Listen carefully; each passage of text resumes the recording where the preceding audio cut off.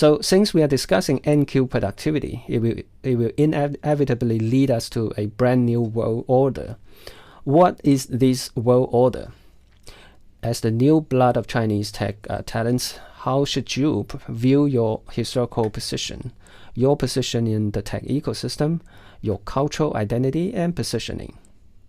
These issues will be intertwined, but they are also the big questions we must seriously think about and address. 在这城市的街头，孤单的灯光闪烁，我们的故事是否会被风吹散？我站在这个十字路口，回忆起我们的誓言，但时间已将它们淡忘。你不知道，这座城市已下过一场昏黄的雨，你不知道。Hi, I'm Teacher Chance. In the first part of this Demystifying China's NQ productivity, I talk about a mental model, the kernel production, about how tech has been driving wealth generation in human society. In this episode, I'm going to share 3 case studies. We'll dive deep into their value proposition and narratives and try to figure out what these platforms and tech startups are trying to do. China tech is neither like those demonized in the Western mainstream media, nor overly bloated by some others in China's domestic media. I will tap into my own China startup experience and perspectives to lead everyone through this episode to understand what NQ productivity means, as well as the diversification of global tech and the tech narratives as driven by different civilizations. We're welcoming a new tech cycle, and Chinese and even Asian tech entrepreneurs need to master the ability to identify the cultural roots and ideological sources behind Silicon Valley tech, and thereby promoting independent technology narratives that align with your own ethnic and cultural values. Disclaimer: I do not hold any shares or position in the technology company mentioned below. Here comes the first case study. The first case study, wikifactory.com. It's a global platform for product design and manufacturing. From the end of 2018 to mid-2020, I served as the China CEO of Wikifactory, helping Chinese manufacturing to join the network by using our online 3D version control system or tools, connecting global digital manufacturing teams, and attempted to trigger the network effect. Think about roughly, it's a rough analogy. Think about GitHub.com, but it's for manufacturing hardware. In the past, the process from design to manufacturing a hardware product was very cumbersome. Designers and manufacturers, they spend a lot of time, energy, and resources just to communicate the changes on their 3D drawings and optimizing them for the eventual manufacturing. This platform, Wikifactory, greatly simplifies the process, this very process, and inspired by the open source software movement. And we ourselves are initiated or joined forces in China with in its open hardware movement around 2016. And so we successfully onboard the platform's first tiers of users. Most of them are open hardware makers. Wikifactory, as a European startup, during its inception and development stages, rely on China's manufacturing resources, which greatly accelerated its product validation and iteration. At the same time, it also showed that the global manufacturing industry, the possibility of digital manufacturing service that is become possible from China. Especially during the global pandemic, Wikifactory offer an extremely efficient digital platform for localizing manufacturing of anti-COVID gear such as respiratory machines. So from this case study, Wikifactory, I learned the following things. Firstly, the classic Silicon Valley entrepreneurship and so-called internet thinking in China have influenced the world globally, including European entrepreneurs. And most of these thoughts are still effective today, such as how product iterate and how to drive company growth, and especially the lean startup methodologies. The second point that I learned is China's manufacturing industry has continuously integrated into the world market in many ways, not just the classic product manufacturing and exporting, but also digital supply chain services for the global markets. And thirdly, I would like to introduce you a new term. I called it the supply chain imagination. This is an interesting perspective that I got. Relying on China's complete manufacturing supply chain, talent base and infrastructure, tech entrepreneurs in China can achieve faster from product to market validation and maybe faster scale growth, depending on where you want to scale your product around the world, not just China or without China. And Wikifactory is just one of the foreign startups that are blessed with Chinese resources. A more recent notable example like this is Elon Musk, Tesla Gigafactory in Shanghai, China. So here conclude the first case study. Let's jump right into the second case study. The second case study is called DEMYSTIFYING. DEMYSTIFYING is a new energy and digital infrastructure framework, and it's the first generation product from DEMYSTIFYING Tech Alliances is called the DEMYSTIFYING All Direct Current Home Appliance System, or All DC Home System. From 2020 up till now, I have been assisting the global community communication of DEMYSTIFYING Technology Alliance, especially for African partners. Earlier this year, this technology alliance has incubated the first generation of products that can be shipped globally, especially to the African countries.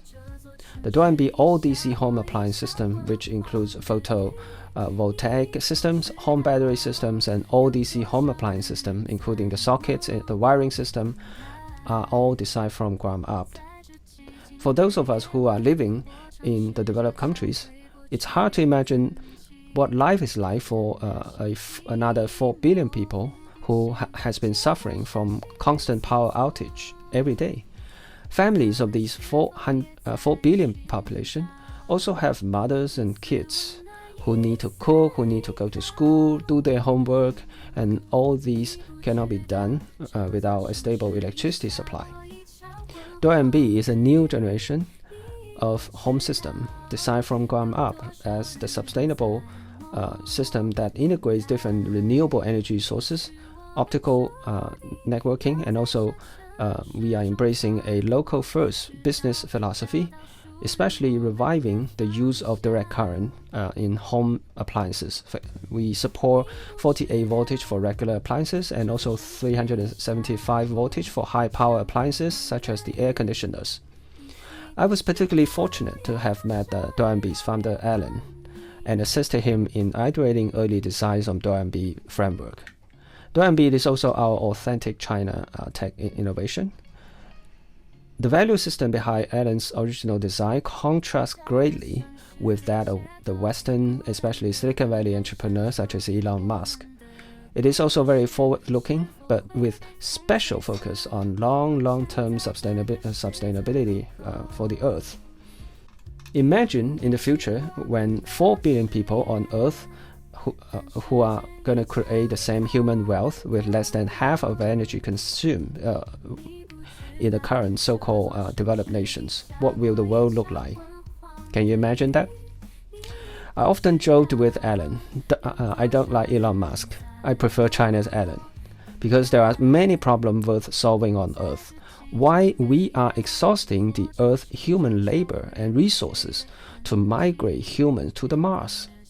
The direction of human new technology development cannot only have one or Western-dominated value system or narrative. Chinese tech entrepreneurs can propose technology direction that align with Chinese civilization values, also capable of transcending historical cycles to address and solve common human problems, the big ones. And incidentally, we can all along the way we can also solve the current dilemma and external resistance towards the China tech industries. Rather than calling this a case study, it's more like I'm summarizing what's happening currently in the Web 2 world as it's being transformed now. In recent years, Web 2 big companies have been seeing employee layoffs, waves and waves of layoffs. I don't need to remind you of this, just check the news. In fact, the past few years have seen the starting point for the self-dissolution and collapse of Web 2. Why? The Web 2 industry, such as cloud computing, big data application, large-scale internet services and platforms, all services and products that feature something called big, have reached a saturation point, and some of them already collapsed. The innovation of the last tech cycle created a very mature but very unsustainable tech infrastructure.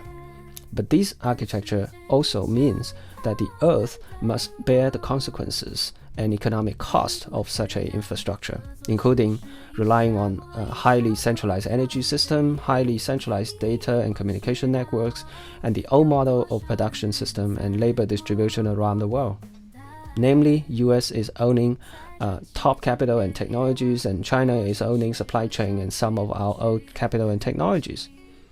Coupled with the drastic changes in geopolitical economic relations, the so-called globalization and the now popular deglobalization actually mean that the dollar-dominated global financial and trade system has entered a period of decline.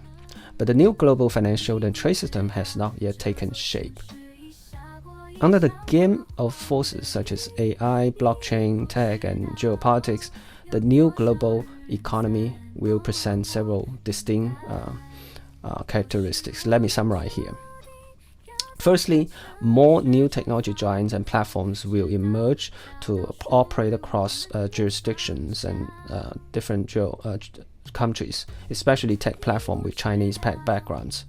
Secondly, the new trade and financial system will definitely be built on blockchain, such as different sovereign countries issuing their own digital currency or CBDC and settlement systems, rather than relying solely on the US dollars. And finally, humanity's new infrastructure, from energy to communication, as well as digital infrastructure, will be redefined, transformed, and reorganized by AI and blockchain. And after the decade or two of turmoil, we'll finally achieve a new balance under the power gaming among different sovereign countries and the leading countries, such as the US and China. Have you noticed that compared to the first and second case studies, as well as the third case of Web 2 case studies, the new quality technology or new quality productivity, as the new term, are invented to lead us to solve the problems of the old system. The first case enterprise is to solve, in the first case, the Wiki Factory, it's to solve the efficiency problem of global collaboration in manufacturing. And the second case, DEMYSTIFYING, which is a Chinese origin tech invention, redefine and redesign the future energy network, communication network, and content network from the bottom up, totally built in with the values of Chinese civilization, starting from the needs of the smallest unit of human civilization, a family, to a building, to a community, a city, to the entire emerging markets, providing a sustainable blueprint for building the future infrastructure of human civilization on Earth. Most of the tech news and reports we see in mainstream media are actually mostly about small improvements and even about regression within the old tech frameworks. The reason is simple. All the world's cutting-edge technologies are actually still in the minds of entrepreneurs who are a leader themselves. But over time, with their leadership and worldview, and their own value and civilization, they are going to propose, lead, and execute those grand plans. Not just Elon Musk, but also Alan from China. We are going to see less and less the old Silicon Valley boys and those entrepreneurs who expect to do a startup and sell the startup, get a loads of money just in a few years and go. No, those entrepreneurs will be less and less. So since we are discussing NQ productivity, it will inevitably lead us to a brand new world order. What is this world order? As the new blood of Chinese tech talents how should you view your historical position, your position in the tech ecosystem, your cultural identity and positioning? These issues will be intertwined, but they are also the big questions we must seriously think about and address.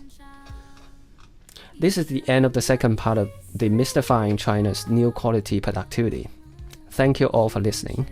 Standing at the starting point of the current new tech cycle, how should our younger friends still in school prepare for it? For friends who are still trapped in the workplace or struggling to get a job, how do you plan to reinvent yourself? Dear listener, what do you think? Feel free to share, comment or question or DM me. I'm Teacher Chance. You are watching the Village Cities Channel's Stop series. See you next time. 再见。你不知道，这座城市已下播一场昏黄